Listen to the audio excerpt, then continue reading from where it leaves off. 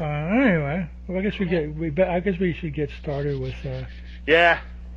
We should get started with our 5 movies in one podcast. You know about this movie, right? You read about it. Oh yeah, I read all about it. In fact, there's a scene in the movie where they show Patrick McGee. Yep. And I'm like, I don't remember him in the fucking movie. Yep. He was in the first and second version of this movie. Operation Titan. Titan, yeah. And he was in Portrait of Terror too. Portrait of Terror too, yeah. Which I guess was a revamped version of Operation Titan. Yeah, yeah. So Roger Corman seems like he was he could be a bit of a pain. Yeah.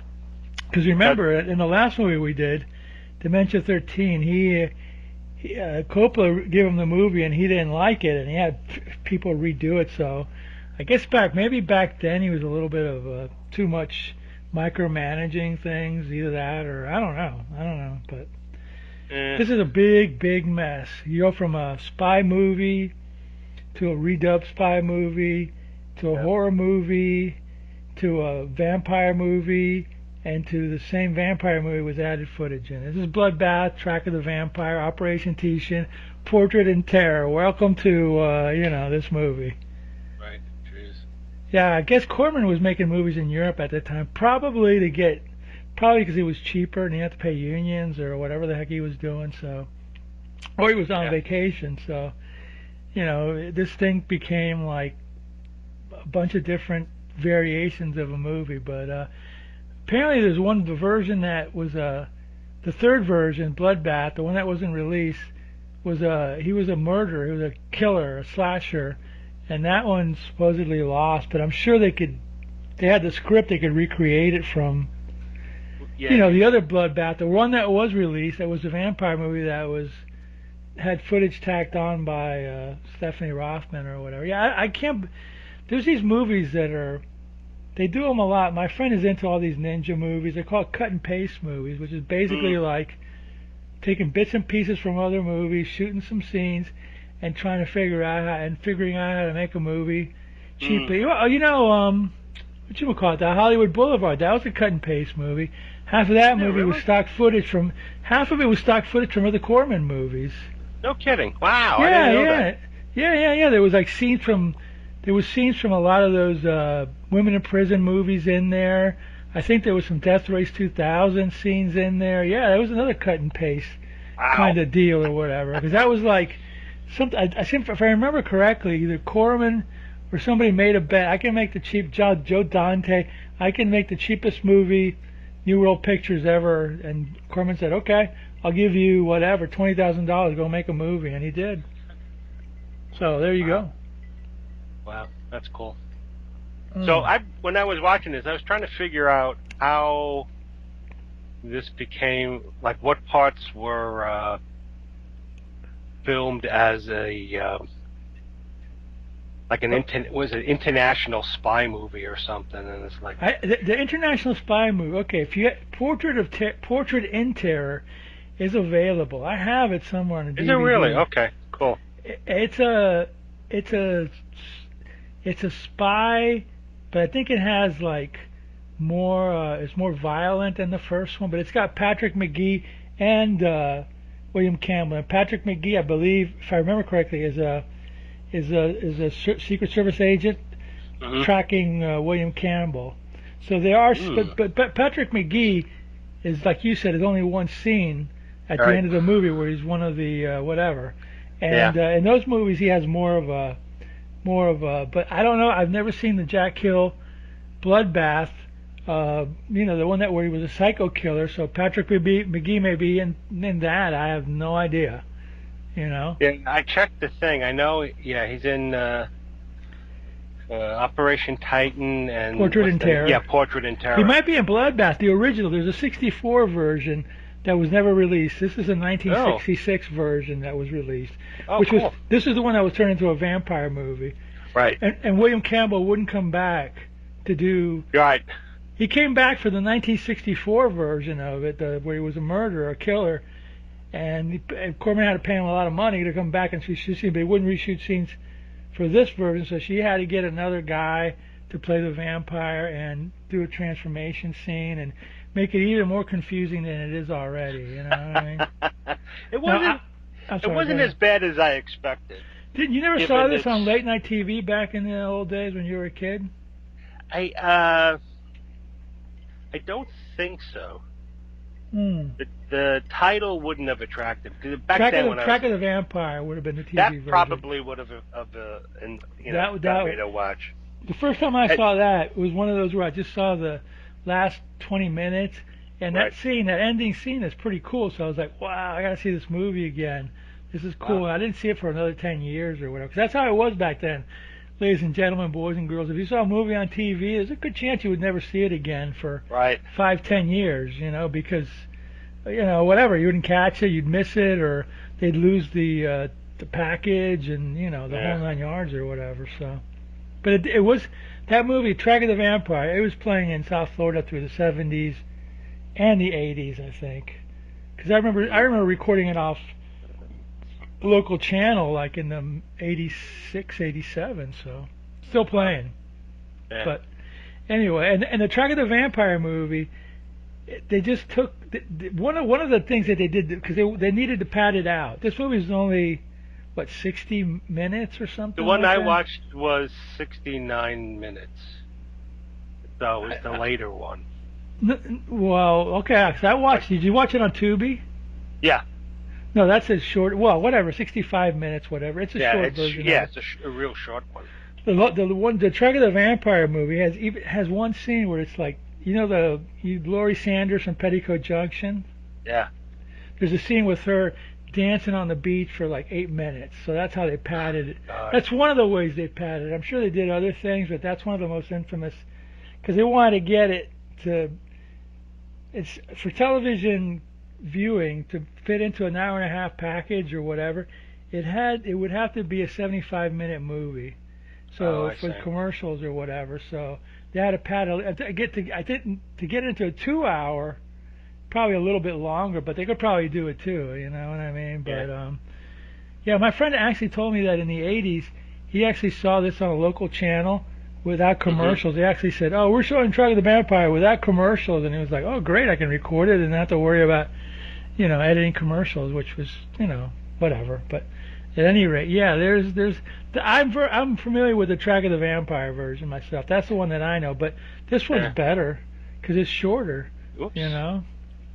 Yeah, Track of the Vampire is also available on Tubi. Is it really? Yeah. I didn't see it. I just saw it because I typed in Bloodbath. Yeah, that's what I did too. I typed in Bloodbath. They have a lot of cool movies on. They do have a lot of cool movies on Tubi. It is a good resource for B-movie stuff. The Naked Witch. Oh. Yeah, that's a terrible movie. I've seen that before. The Velvet Vampire. That one's a little better. That one's kind of sexy though. I mean, it's got a little bit of nudity in it. So Circus of Horrors. This, Circus of Horrors is a good one too. Do we watch The Vampire Lovers? No, but that's I'd love to, but that's dirty. That's doity. Oh yeah, a lot of lesbian vampires in it. Yeah, naked lesbian vampires, man. That must be the European version. No, it's a Hammer movie. Yeah. Yeah. A lot of naughty naked nude in that. That's like Ingrid Pitt's star-making role. She was like, I think she was Carmela in that or something. Yeah, that's. I mean, it might be tame by today's standards, but it was hot stuff back in 1970 whatever, one or whatever. Yeah. My friend told that brings up a story. My friend told me when he was a kid, his dad was a police officer, and his dad worked sometimes at the drive-in. So so he would tell his kid, "Hey, come on with me with the drive-in. You can watch a movie for free, and when it's done, we'll take you home." So. He took him the night they were playing the Vampire Lovers, and he told me, my dad told me, "Hey, don't watch this movie, okay? Just sleep." And he's like, "Oh, okay, Dad." Of course, he knows every little bit of that movie. So. Yeah. There were times I would go to movies and with my family, and if any really well, back then, sexy scene came on, my mom would always lean over and say, cover your eyes. So of course I'd put my hand up, but on the hand farthest from her, I would have it open to peek. Well, back in the eyes closed, yes. Back in the early '70s, it was a sexual revolution. Everybody was trying to put sex. It was if you were a little kid going to your parents, it was a little uncomfortable. You know what I mean? Well, yeah. I remember seeing Zardoz with my dad and my little sister, and as the movie progressed, my dad's like, I think we're done with this movie. And he really, you left, huh? Yeah, because he didn't want to corrupt his kids. No, I mean, if you watch it today, it's mild, but I've never seen it.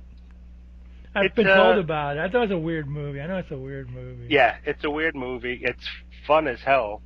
I mean, you see Sean Connery in Red. Yeah. Whatever the hell he's wearing, and Charlotte Rampling. Boots. Yeah, and Charlotte Rampling and stuff. And some giant floating head. Yeah. It was kind of cool. But that's another weirdo spaced out movie. Like what? Yeah, in the '70s, they were all drugged out. It was a drugged out space sci-fi movies, or else like anti-religion movies and exorcist movies and drug dealing movies. Yeah, it was the '70s. Dirty Harry. Yeah, Death Wish. That was later, but it was in later? The '70s. It was in the '70s though. It was later. Yeah. But anyway, getting back to Track of the Vampire, this has got like, let's see, William Campbell, who's best known, I guess, as Trelane in Star Trek or whatever. You got Sandra Knight, who was Jack Nicholson's wife. You got Laurie Sanders, who was Petticoat Junction. Yes. You got Marissa Mathes, who was a Playboy playmate. Oh, you got that guy. God, I can't think of his name Sid right Haig. now. You got Sid Haig. Sid Haig. You got Jonathan Hayes from The Little Shop of Horrors as a beatnik. Right. Then you got the other beatnik guy, the main guy. He was in Dementia 13, and I've made a point of remembering his name, but I can't remember his name now. He was the poacher in Dementia 13. Was that Carl Schnauzer? Schnauzer, yeah, him. Yeah, you got him. That's right. Yeah, he was the. Yeah, it's poacher from the last movie. That's why I was saying, hey, we get some people from the last movie in this one or whatever. Yeah. And was there somebody else in that movie? I guess those are the main. I think those are the main people. Those are the main ones. Yeah. Yeah. God, there is somebody else. Anyway, so it's like this movie was shot, Operation Titan or Titan or whatever. It was shot in, I think, Yugoslavia, but then they hired Jack Hill when they did the original 1964 Bloodbath, the one that never came out. They hired Jack Hill to turn it into a horror movie, so he had to find locations in Venice, California, and shoot them in a way to make it look like the catacombs or the streets of Venice, and he did a decent enough job. It has the same feel to it, There's like the city's not named, but it does have that European feel. Well, yeah, in the beginning, there's a scene, at the very beginning, there's a scene where the vampire guy's walking through the streets, and you see, like, shots of, like, a tower, and then he's going through some catacombs, and I'm guessing that's Yugoslavia, but I don't know. They did a good job. Yeah, they did a good job. Yeah, well, those are just, like, establishing shots for a lot of them, so it probably was. A lot of the scenes of like when a lot of scenes where the bell tolls, that's probably from Yugoslavia. Yeah, because they're just showing you the bell tower, and you're not seeing anybody in the scene or anything. Yeah, a lot of that's from that, and then I think I don't know if it was Jack Hill wrote this, so I guess he wanted to add beatniks to it, which is kind of weird, but okay, it's kind of like a. Are you going back to what was that one with Dick Miller, Bucket of Blood or whatever? Bucket of Blood. Yeah, and also this has kind of an element of, what's the other thing? Wax Museum, although not really. Yeah. Yeah, it does. Mystery of the Wax Museum or something like that, or House of Wax or something like that. Yeah. Like that. Did they really get into that up until the end? I don't remember. No, they didn't. I mean, they showed you him looks like dipping a body in something boiling. That's right. That's right. And only later on you find out it's wax. That's right. That's right. Yeah, it's got an element of that. It's got a little bit of bucket of blood. It's got it's confusing as all heck, but you know, we'll try to recreate it for you through the. Yeah. And then it's got that scene at the beginning, which is almost like a prologue to the end, which is more padding. You know, at the very beginning when he opens up the painting, and there's like, well, she's called Linda Saunders in this movie, but on television and whatever she was, Laurie Sanders. Yeah. There's a picture of her, and he's like, you know, talking to his old lover who was a witch or something. I forgot what the name of the lady was, and he's like, you know. He's getting into it, you know, and I was like, okay. And then the movie starts, and then you see the hooded guy. What is it? He's chasing down. You see him walking, and then you see this girl walking, and then she's this like. Stuff was shot in California. It looks like she's standing by a car or something, and I guess waiting for a bus or what. And then this guy with all in black with a hat, he comes up, and he's got weird looking eyes, and he's got two tiny little fangs. So he attacks her and bites her on the neck. I think all that stuff is Stephanie Rothman. I'm not sure. That's the '66 version. I think that's all her stuff. Yeah. Yeah, he bites her on the neck, and then people think they're necking. Yeah, people are coming, so he picks her up, puts her in the car, and then like grapples with her as if he's, you know, their hot and passionate kiss. And the couple, they're an older couple, they walk by, they stop, they look at each other, and then they walk on, and then he gets up and leaves. You see the dead girl and the bites on her neck and stuff. Oh, okay, all right, it's a vampire movie, maybe. Yeah. And then it goes. Do we meet the beatniks next, or? Yeah, we meet the beatniks next. So they're the one girl, Daisy, she's fighting with her beatnik boyfriend. That's guy Max. That's called Schnazzer, or whatever his name is. And he's you know, they're doing the typical fake artist talk. Yeah, they're making fun of beatniks and pretentious art critics or whatever. I mean, one guy Sid Haig put a false eye on a metronome, and the two other beatniks and the girl are like, "Hey, that's 4 out, man. That's wild." And then Max is like, "Oh, that's pedestrian," and blah blah blah. Blah. Yeah, and then they're like, "Yeah, it is." It's like they're kind of like. So he's like the head beatnik. Yeah. And he looks like a gardener or something too. You know, that mustache. Yeah. So she's. He did a portrait of her. Remember, didn't he do like a portrait of her? And she got pissed because he goes, "I'm going to do the new thing." She goes like, "Oh, that's a nice painting of me." And he goes, "I'm going to do my new art for it's called quantum painting." And he pulls out a gun. Painting. Yeah. And then isn't there like a scene around that time where like there's that there's the owner of the place and some woman is looking for, "Oh, do you have those dead red paintings, new paintings or whatever?" And then you figure out that that's that Sortie, that's William Campbell or whatever. Yeah. You know? So then she buys the painting, and he's all pissy because she didn't want to, you know. Oh, it's what did he called her something? He calls her idiots. Max. He goes, "Oh yeah, all they love is this formal art or whatever." Yeah. Idiots. So this girl, he and his girlfriend have a fight, and then she's over the painting, because he had a painting of her, and he goes, "This is quantum painting," and he goes back. She goes, "Oh, that's nice, Max," and he shoots it with a paint gun, and it splatters, and everybody's like, "Oh my!" All the beatniks are like, "Oh my God, that's a masterpiece," and she's like, "What'd you do that for? That's horrible. You ruined it. Oh, you're an idiot." Yeah, so they're. Yeah, they calls her an idiot, and then he goes, "Now I'm going to do a drawing of you, Daisy. I'm going to call it a portrait of an idiot." And he starts drawing. Remember? He starts drawing it, and then she goes and she grabs like a bottle of wine and she pours it over his head. And then all these dumb beatniks are like, "That's fantastic!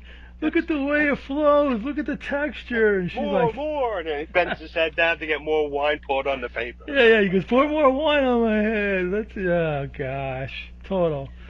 So Jack then, Hill taking the piss out of beatniks or whatever. Yeah. Anyway. So that whole modern art movement. Even in look, you remember this. Even in the '70s, all colleges had like I want to call it the scars of abstract expressionism. You know what I mean? Yeah. It's like oof.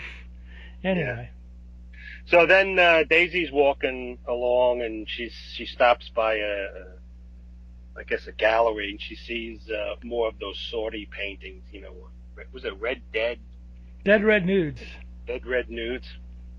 And William Campbell comes up alongside her, and she gets shocked at first, and then they start talking, and he seems friendly enough, and she starts flirting with him, and like when she finds out he's the artist, she starts flirting with him, and then they go back to his studio, which is in a bell tower, and apparently he comes from a long line of bell tower clock winders or whatever, something like that. Yeah, and then he wants to paint her, so of course she like drops her skirt. Yeah, she was a Playboy playmate. Oh, is that the one that was the playmate? Marissa Mathes, yeah, she was a Playboy playmate. So then she's posing for him, and he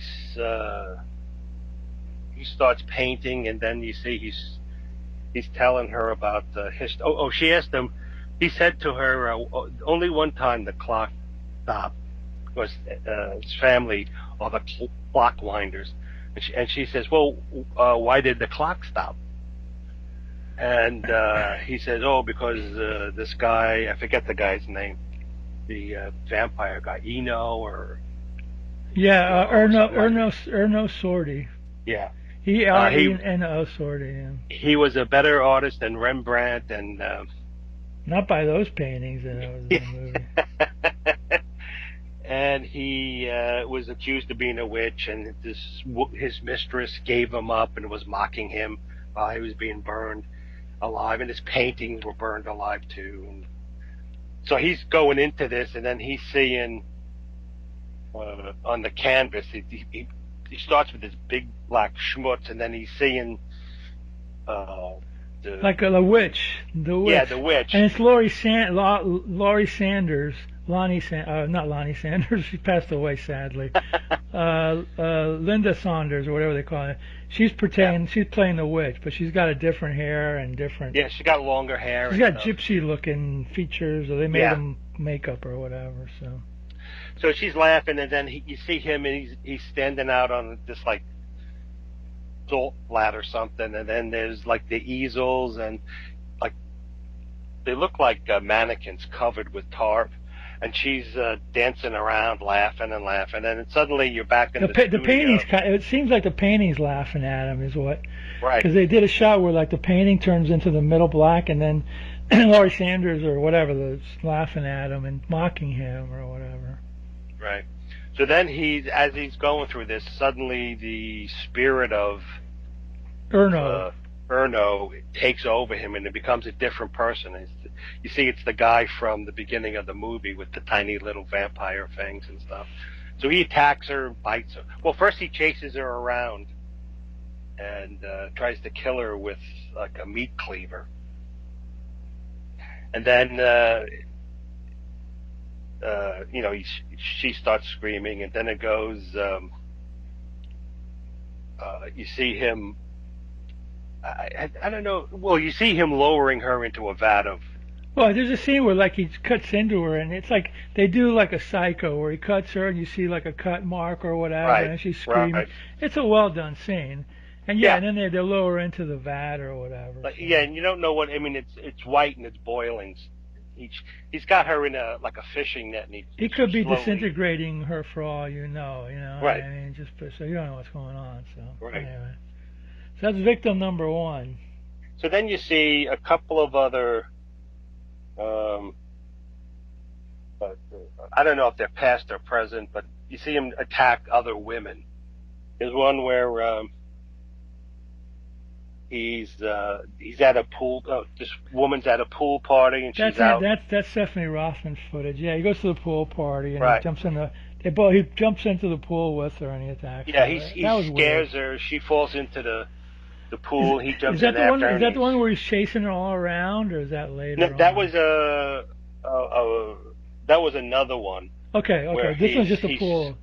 Yeah, he's chasing this woman, and she's running, and he finally gets her, and puts the bite on her and kills her.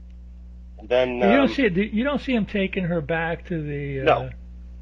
No. In none of the scenes where you see the vampire killing a woman do you see him taking her back to the. Yeah. Okay.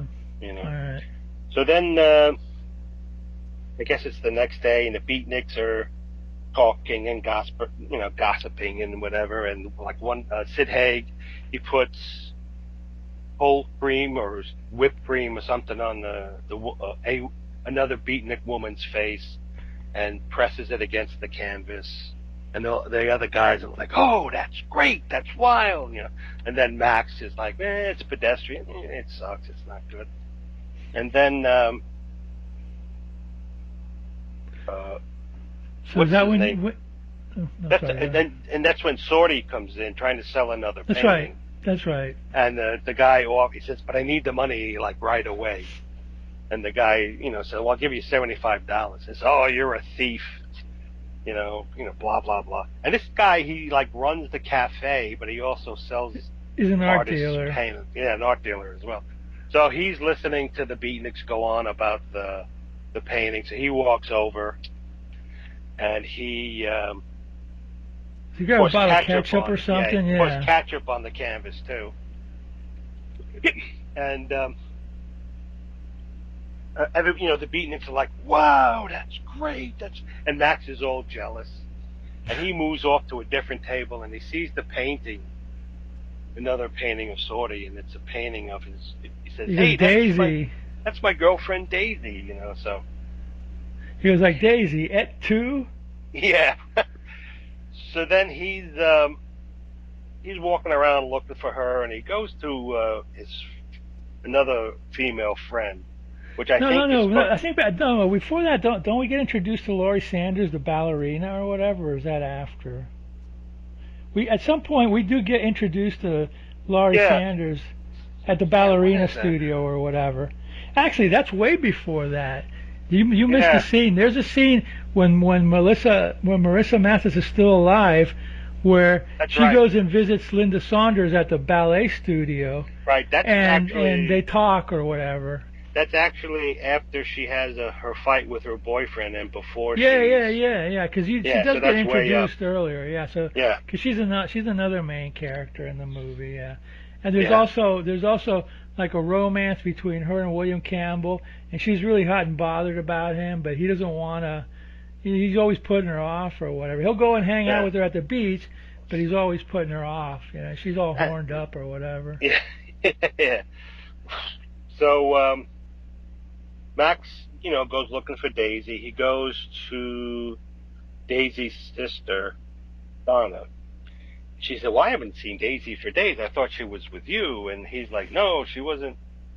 She wasn't with me." And So then she starts looking in the paper, and she's digging up some folklore about Sorty's ancestor, who was a painter vampire burned at the stake for capturing souls in his paintings and whatever. And then the sister goes to William Campbell's studio asking, have you seen Daisy? And he's like, "I don't know, I never saw her." That's Sandra Knight, by the way. That was Jack Nicholson's wife. Right. And he's like, "I don't know, I've never heard of her before. I have a girlfriend." And, the sister, she kind of looks like Laurie Saunders in some.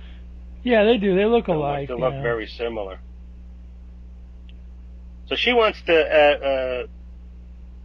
She was like sleeping at the beach, in a bathing suit, and she's like, "Oh, I waited all night for you." And William Campbell comes along, and she's like, "Oh, I waited all night for you." And she says, This "Oh, is yeah, Laurie Sanders. This is Laurie Sanders. Laurie Sanders, yeah, the avant-garde ballerina." Yep. So they're talking, and she wants to come see his studio, and he says, "No, it's a miserable place, and it's all like yucky and whatever." So they were supposed to have a date. Let's go to the opera, and he's like, "Oh, I'd love to, but I got to do some business meeting or whatever."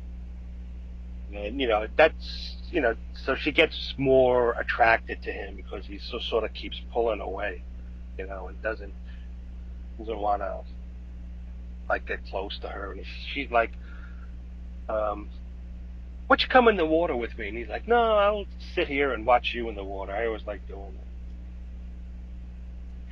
So it's back to it's nighttime, and Donna the sister is still searching. Yeah, she's got like a trench coat on now. It looks like she's Sherlock Holmes or whatever. And she's trying to, she's gonna follow Sortie. William Campbell. And he comes out as the vampire, and she, like you said, she's in the trench coat and the big brimmed hat. And that's when they run into. That's when they run into those guys dressed in Halloween costumes, right? Right. Or whatever. Right. So he starts following her and starts chasing her, and she's running and running. And like I said, they run into a bunch of guys dressed in various Halloween costumes, and of course, one guy's dressed like a vampire. So They grab her and they start dancing with her. Yeah, start dancing with her and stuff. And then she takes off. And then Sortie shows up. They want to keep the vampire with them because they see him, because they're all drunk. And they're like, "Hey, come on, it's don't be a party pooper and stuff." And then one guy, the vampire guy, looks at him and sees his fangs and goes, "Wow, he's got better fangs than me." So then Erno breaks away and goes after her, and for some reason, the sister, to escape the vampire, gets on a merry-go-round. Merry-go-round, yeah. And she's on a horse, and she's looking around, and she thinks she's safe, but the vampire is behind her. And then she runs between people, and then the vampire goes after her, and right in front of people, he's like biting her in the neck.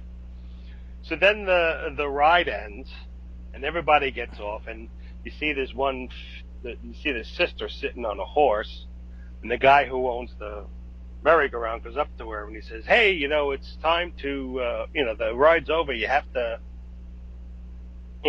go." And then he touches her, and she's like falls back, and you see like a bite mark on her neck. So then it's the next day, and the beatniks they're all kind of spooked. And Max, he sees that Daisy was in Sortie's painting, and now the sister's missing. I guess it was a couple of days. Yeah. So he thinks Sortie is involved. He doesn't. I mean, somebody was reading something about him being a. No, Sandra Knight was reading that book about Sortie. Yes. Yeah. So he doesn't think he's a vampire, but he's suspicious of Sortie. And is that when that scene where Laurie Sanders goes to the beach on a different day, and she starts being chased by Sortie? Well, yeah. First, she tries to make it out with William Campbell. And that's when he passes on it or whatever. Yeah, he passes and runs away. And then she's in the water doing something, whatever. And then she's getting ready to leave the beach, and the vampire walks past her, stops and looks at her, and then he starts chasing her. No, that wasn't a vampire. That was a red herring. No, you're confusing two scenes. There was a scene earlier on where she was on the beach, and a guy comes by. He looks like a vampire, but she looked at him and he walked by. And this scene that you're talking about now, it was really, she was on the, first she was with William Campbell with her striped bikini, and then it cut to the next day, and she was back at the beach with a In a black black- bikini. Right. And that's when the vampire guy showed up and started Yeah, chasing and he her. starts chasing her, and then they end up through streets and through the town, and She runs into the beatniks. yeah, she runs into the beatniks. And she tells they're him like, there was a guy chasing me, and he looks like a murderer. And they think they say, well, we'll go after him. And then they go, well, what are you going to do? You know, I forget what her name was, Linda Saunders' name. I forget what her name was. She goes, I know where to hide. I'll go hide somewhere, you know. Yeah, So no, she ends up going to Sordy's studio. Yeah. She says she knows someone at the bell tower. So the three guys go out and they find Sordy, and the main guy fights with him right on on a bridge or something. Yeah, something. And then Max punches him, and the vampire falls. And then the two other beatniks come and look and say, "Oh, he's dead," you know. And then they look, "Oh, he's got fangs. What's going on there?" Or whatever, you know. So they think he's dead. So they move over to the side and Right. they start yapping with each other. And then when they go back to look, he's gone because they thought he was dead. Right, exactly. Right. So then you see Laurie Sanders go. She goes to Sordy's studio, and he's normal and he's not his vampire self. So then he starts he starts to go crazy, and he sees and hears his old mistress from the Middle Ages, and he thinks Laurie Sanders is the reborn witch, and then he starts going nuts, and first when she first goes in, she looks around and she sees statues, and then so she's pulling off cloth, and that wasn't her hand, that was a man's hand. Oh, yeah. Pulling the cloth off. But so you see she pulls off a cloth, and then you see like a face covered in wax. And then she goes and pulls off another thing. Well, first she pulls off one, and it's just a bunch of rats sitting on a plate of food eating. So then she goes to another one. It's a woman's body with covered in wax. And then she goes to a third cloth, and she pulls that off. And that's where you see Patrick McGee. And totally out of context. It's like, which they could have cut that out of the movie, but yeah, definitely. So then Campbell starts going nutsy cuckoo, and he's she passes out, doesn't she, at some point? Yeah, he's going after her and accusing her of all things. She passes out, and he puts her like in a net or something, hanging. Yeah. So he puts her, has her hanging in a weird position, and he puts her in a net, and he's getting ready to slit her throat with a razor. Slit her throat, yeah. And then you see the and he's and in these scenes, he's not turned into the vampire, is he? He's just William Campbell. He stays as William Campbell. Yeah. So he's about to kill her, and in the meantime, the beatniks are like running up, and you see a couple of scenes of them running along streets, running up to the clock tower. So as William Campbell's about to cut her throat, suddenly he hears like cracking and stuff, and the wax figures are coming alive, and they start crawling towards him, and he's backing away, and he's, and you don't know if it's in his head or if it's real. Right, exactly. And so he's like backed up against the wall, and Linda Saunders is passed out already because that scene is just too much. And then the wax women like sort of overtake him. Yeah, they're dragging the floor, but he's so out of his mind, freaked out. Yeah. So then you hear him scream, and then the beatniks come in, and they see Laurie Sanders is tied up. So they rescue her and take her out, and then they both look, and you see William Campbell, and he was either fell or was pushed into the vat of wax, and he's like literally all covered, and you just see his eyes. You see his eyes, and then the shape of his nose, but it's thick wax. It's not like It's almost like encoded. the screen is white with a little impression of a face in the middle of it. You don't actually see him drenched in wax. You just see kind of like, and then the end. Yeah, and the end. That last scene to me is from Jack Hill's version of Bloodbath, because that's like a killer movie, because he did not turn into a vampire. Right. He was just regular him, and he wasn't going to put the bite on her. He was going to cut her. Like in the other scenes, he was a vampire. Right. So obviously that scene was in the original. The original Jack Hill recreation of Bloodbath. Yeah, and I think version. what they tried to imply was that since Laurie Sanders, he thought Laurie Sanders was the witch reborn. Maybe he was trying to break the curse, so he didn't turn into a. I don't know. It's. I got the impression that he liked Laurie Saunders, Linda Saunders, so he didn't want her to come to the studio because he knew he was going to kill her. Yeah. So he was trying to save her, but she was the one who was like all hot and bothered for him or whatever. You almost got the impression that he didn't realize he was turning into a vampire. So maybe like the spirit of the vampire took over him and he just sort of blacked out or something like that. That's very possible. But you also have to look at it from the Psycho Killer original version of it, and he was just a psycho killer looking to kill victims or whatever, not turning into a vampire. Right. I'd like to take.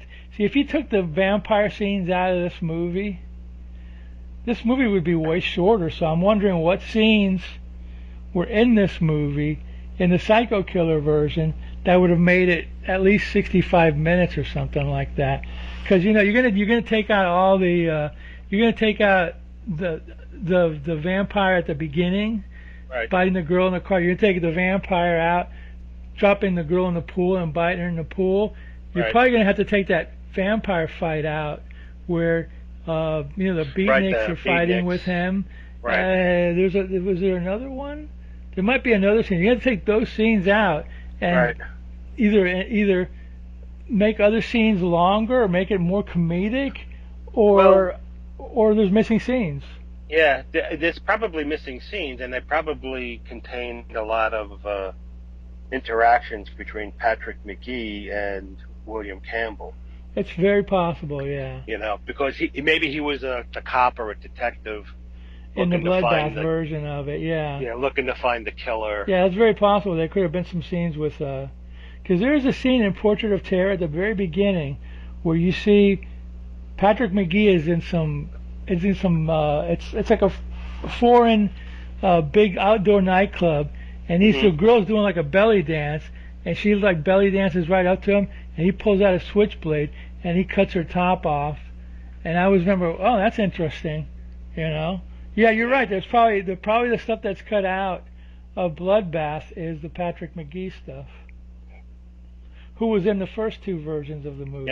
Yeah, exactly. It's very confusing. The first two are like a spy, espionage, maybe a little bit of horror. The Bloodbath version that Jack Hill did is a psycho killer movie. Yeah, psycho. I don't know how much Patrick McGee's in it. This version has one brief, which unintended or whatever, unneeded, necessary shot of Patrick McGee, and then the last one is just padded with more scenes or whatever. Yeah. It'd be really interesting if somebody recreated it, but who knows what the script was. Jack Hill is still alive. He's very old, but I doubt he even remembers what that there's got to be some kind of shooting script around. Probably. Those things tend to float around. This came out on Blu-ray with all four versions of the movie. Operation Titan. That sounds cool. Portrait in Terror, Bloodbath, and Track of the Vampire. So it was available. I never got it. I should have, but I never got it because it was a little expensive. But I do have Track of the Vampire off TV. I think I have a version of Bloodbath. And I have Portrait of Terror, which came out on Alpha Video, but I've never seen the original Operation Titan, so I don't know what that's available. This might be on YouTube for all I know. Yeah. You know what I mean? Yeah, you're right. Patrick McGee was probably in. He was probably in the first version of Bloodbath, and then they took him out for the second version of it, and they made it a vampire movie. Yeah, because that was he could have been. He might in the '64 version. He could have been the detective following William Campbell. The case, yeah, which would make sense. I mean, if you're going to have that kind of movie, you are going to need to have like a police guy come in, and he's perfect as that kind of. Yeah, he's pretty. He's a pretty snarky guy. Yeah. Especially with that voice that he had, that sinister voice that he had. Yeah, it's like a male Katharine Hepburn. Yeah. Yeah, but anyway, this movie was on TV all the time down in South Florida. I've seen it at least 4 or 5 times. And this version I've seen a couple of times. The Track of the Vampire I saw more, and it was always fascinating, you know, because of its cool scenes, its weird scenes, its comedic scenes, and how disjointed it is sometimes. It's like when you watch late night movies, and kind of like this. It isn't an overused term, but fever dreams, you know what I mean? Especially at night when you're half asleep watching, you're going, "Am I dreaming this?" Or like Carnival of Souls, or stuff like that, which is really weird stuff. You're like, "Is this real? Is it a real movie? Am I dreaming this?" You know, it's one of those. It's best viewed in late night, but it's definitely a fun movie to watch if you haven't seen it already. And all the actors are pretty cool. And William Campbell always looks sleazy to me. You know? Yeah, me too. He's always. There's a look in his face that made it sleazy looking or whatever. Yeah.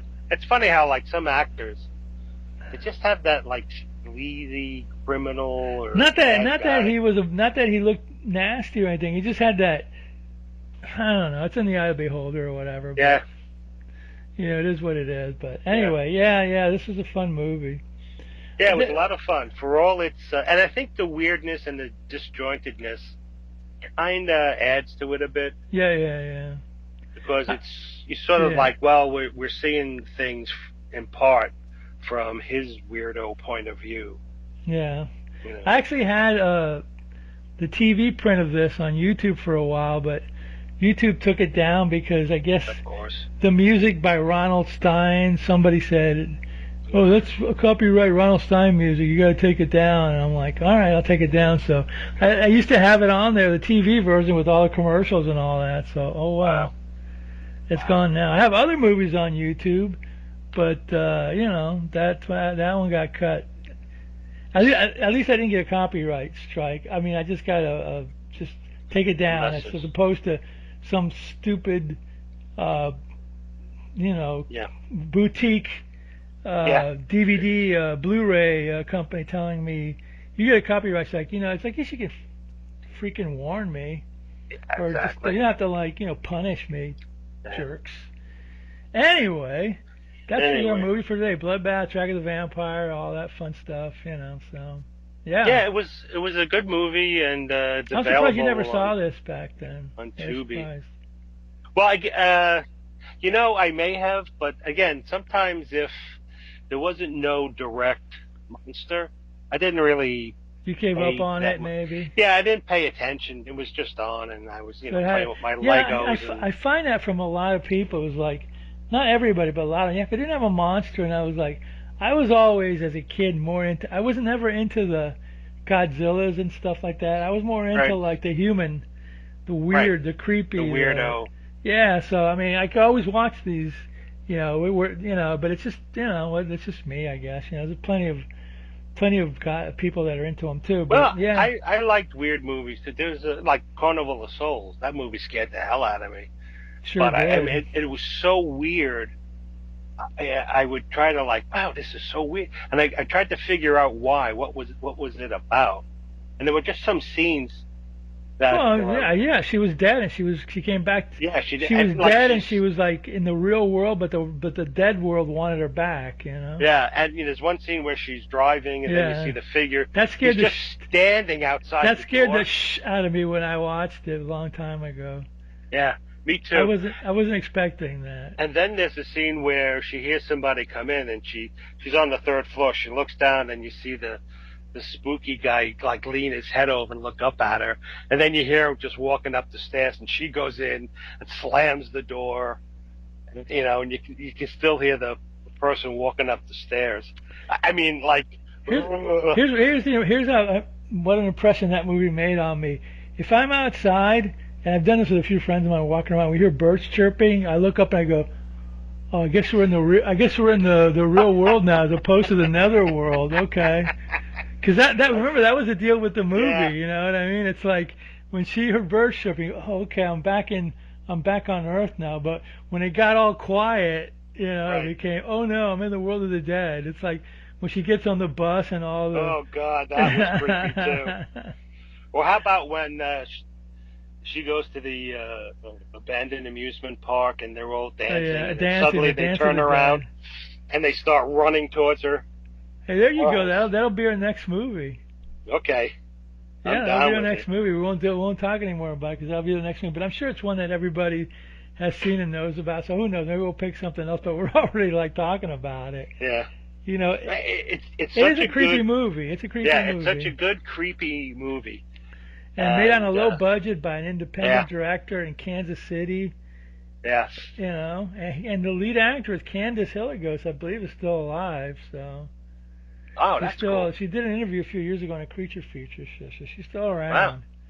Wow. She did another movie too, The Curse of the Living Corpse, some other movie. I don't know if she did much after that, but she was good as a. Well, what was that other scene where she goes to? She's at the beginning of it. She's basically going to another town to be the church keyboard player. Keyboardist, right? And there was that one scene where she's playing at the church. She's practicing and she's doing some like evil. Not pentatonic, whatever the chords are, the devil chords. The devil chords. The devil chords, and the priest like, get out of here! Music you would hear on the Munsters or the Addams Family. Yeah. And the preacher goes like, no, you go, you can't do that here. And then that sleazy, she moves into the apartment, that sleazy guy that was like trying to hit on her, remember? Yeah. It's a great movie. Anyway, we're going into another movie right now, but yeah. Ow, my back. Anyway, so that's Track of the Vampire. Carnival of Blood is a scarier movie, but Track of the Vampire Bloodbath is kind of interesting in its own weird way. Yeah. So there you go. Yeah, that's our show. A lot of fun. Yeah, it was a good. I'm glad you finally saw it because it's a fun movie to talk about. I think we did it once on Slow Robot and well, a long time ago. At some point now, I'm going to have to watch Track of the Vampire, see how different it is. It's pretty much the same movie except more boring, maybe. But yeah, watch it. Watch out when you see Linda Laurie Sanders going on the beach and doing a dance routine. You may want to fast forward another 7 minutes. All right, that's all there is. I mean. And then I'll hunt down Operation Titan and. Hunt down Portrait in Terror. Okay. I think that's available. That might be on Tubi. Alpha Video put it out like ages ago. Right. That might be on Tubi. Tubi's got a lot of weird stuff. This looked nice, but some of Tubi's movies, some of them they look like they were taken from VHS or bad dubs. But this one looked pretty professional. This one was pretty good. Yeah. Track of the Vampire might not look as good. I'm not sure. Maybe since it was released on Blu-ray, maybe it does look really good. I have to look at it afterwards. So. Anyway, before we go, subscribe if you can, like this button, and I got a link on there. If you want to buy us a coffee, give us a little do re mi so we can upgrade this show and and other things. You're welcome, but you don't have to. And that's it. We'll be back in a couple of weeks with some other cool, goofy, strange, weird, monster, horror, sci-fi, mystery, whatever movie. So something creepy and weird. But in the meantime, Roddy. In the meantime, watch more B-movies.